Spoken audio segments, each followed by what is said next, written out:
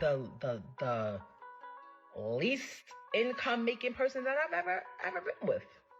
Ever. Nobody fall in love faster than somebody with nowhere to stay. The fuck? It took me a minute, but I finally pieced together the full timeline behind this so-called Papoose and 50 Cent beef. And listen, it's already giving manufactured vibes. As most of y'all saw, I recently dropped a reaction to a meme Papoose posted, the one with the AI clip of 50 Cent dancing in the club. And hold up, none of that was random. That move actually traces straight back to the original video 50 Cent posted first. I'm about to play that clip and then break down exactly what he wrote, because trust me, that caption is doing all the work here. I did for you. I did it because I love you. Don't you felt the same way about me? Me? Love you? Bitch, you got to be crazy. I use you. You're a toy, bitch. A freak. You get your big country, greasy ass back to the country where you belong. I'm gonna kick your ass. Get Jesse, bitch. That post was the spark that set everything off. Hold up. It blew up fast. In the caption, 50 said, "Now you see that salt. You can't just go around putting your hands on people, lol, unprovoked for no reason." And girl, that one line fed straight into the bigger narrative. Fans and even Remy Ma have been saying Papoose is leaning on Clarissa way too hard, calling her a rebound and saying she's way more invested than he is. Clarissa catches non-stop heat online for constantly posting him going live, saying stuff like, "Where's Pap at? He's upstairs," and people clowning her with, "Nobody asked you that." Some even say this feels like her first real boyfriend, and the internet just won't let it slide. Meanwhile, Pap is posted up with her, acting unbothered, and honestly, that just fuels the same storyline people keep pushing online. It all fits into the narrative that's already been floating around heavy. Then out of nowhere, 50 posted that clip and just as fast deleted it. Right after that, Papoose fired back with the AI video of 50, the same one I reacted to, straight up calling him out. In that post, Pap was basically saying, "Nah, we still waiting on that response to Fab and them. Why you ain't responding to them? Don't come over here talking to me." That energy hit hard. Then 50 jumped right back in and reposted the same video, clowning Pap and saying, "Look what Pat posted, haha." That looked like one of his signature moves. All his people look tough, no filter at all. Pat wasn't done though. He dropped another meme asking why everybody keeps comparing 50 to him. Is it because he gossips so much? Why is he still ain't responded to Let's Rap about it? He knows he ain't nice for real. Go apologize to Banks, chump. You need him right now. And that's when it clicked. 50 really thrives on this online back and forth beef. All that online energy is funny and entertaining, sure, but when it comes to actual bars, notice how quiet it's been. That part is wild. No records, no diss tracks, no lyrical smoke at all. Now look, I'm not saying I want smoke with 50. I respect him heavily, and I'm a real fan. But if I ever got into it with him, I'd be dropping music immediately after that first shot. It doesn't feel like 50 is rushing to respond with bars anytime soon, and that's noticeable. Hopefully we get something, but at the same time, he's kind of past that stage now. Instead, 50 switches gears and posts a clip of Remy Ma, and girl, that had people cracking up. The least income making person that I've ever been with. Ever. Nobody fall in love faster than somebody with nowhere to stay. The fuck?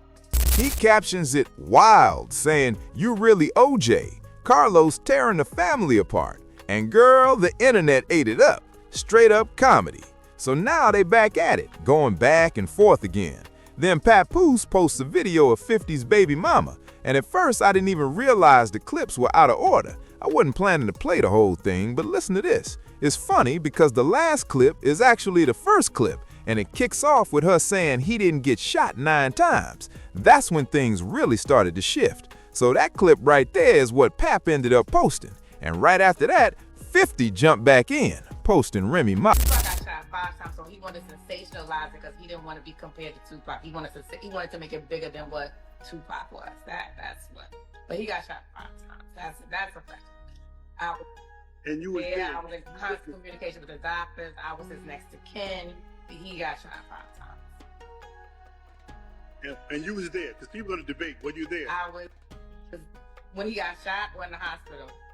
Well, both. In the shot? I was there in front of the house when he got shot. Like I said, his grandmother was in the yard planting flowers. Marquise and I had walked him to the, I can't explain the house, well, I kind of could, but the house had a porch, so he was still like an outside porch. So Marquise and I was standing in the outside porch. JU came and spoke. If you hear any JU's interviews, which, by the way, coming soon, I have so much footage with God. Rest in peace, JU. I got so much footage with JU, and that's going to definitely come out. I was the one before he got shot and he signed with JMJ Records. I was the one who was taking care of him financially, was working 18 hours a day on a toll bridge, Whitestone Expressway.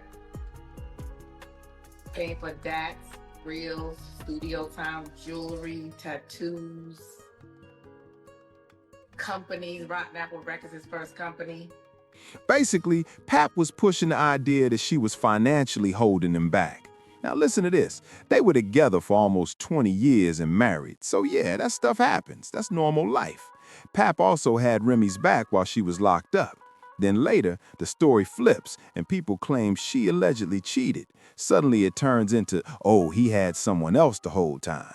And that's when things start sounding really selective. People are experts at telling stories while leaving key details out, especially when they're trying to craft a narrative. Now, 50's baby mama could be doing the same thing here. That's fair to say. But Pap clearly felt some type of way and decided to respond. He basically said, since you want to post cap, we gonna post facts, and then went all the way in. Pap claimed 50 wasn't who he said he was before rap, questioned his street cred, and even called out inconsistencies in his old stories. He went as far as saying 50 exaggerated things to boost his image, trying to outshine legends for clout.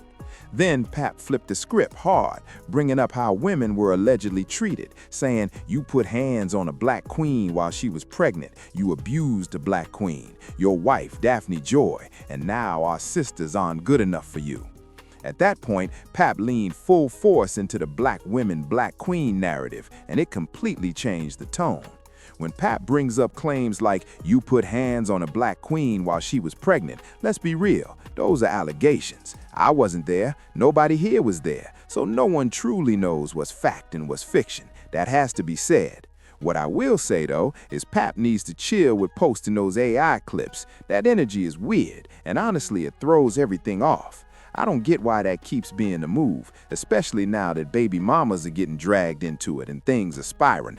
And that brings me back to the real question.